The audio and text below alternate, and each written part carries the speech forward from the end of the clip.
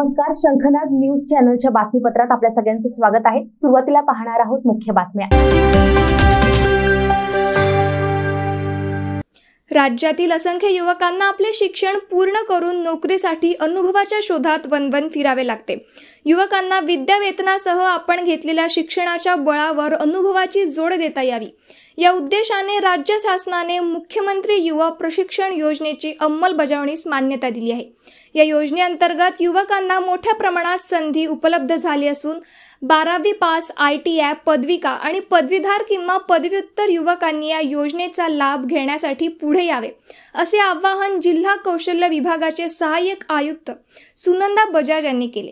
राज्यातील युवकांना त्यांच्या शिक्षणानंतर प्रत्यक्ष कामाचे प्रशिक्षण देऊन त्यांची नोकरी मिळवण्याची क्षमता वाढवण्याकरता महाराष्ट्र शासनाच्या कौशल्य, रोजगार, उद्योजकता व नाविन्यता विभाग आणि मुख्यमंत्री जनकल्याण कक्ष यांच्या संयुक्तपणे मुख्यमंत्री युवा कार्य प्रशिक्षण योजना अंमलबजावणी करण्यात येत आहे।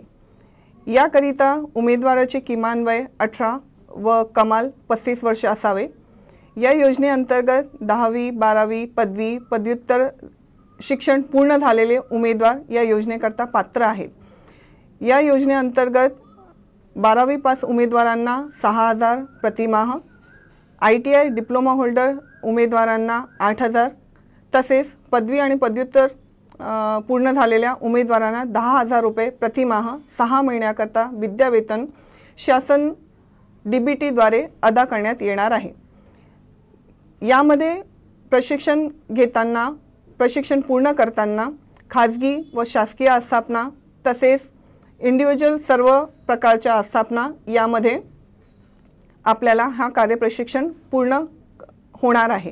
तरी याद्वारे सर्वांना आवाहन करण्यात येते की आपण जास्तीत जास्त संख्येने www.mahaswayam.gov.in या वेब पोर्टलवर आपल्या नावाची नोंदणी आजच करावी आणि या मुख्यमंत्री युवा कार्य प्रशिक्षण योजनेअंतर्गत लाभ घ्यावा। 12वी पास विद्यार्थ्यांना प्रतिमाह 6,000, ITI पदविका उत्तीर्ण युवकांना 8,000 व पदवीधर पदव्युत्तर युवकांना 10,000 असे भरघोस विद्यावेतन दिले जाणार आहे।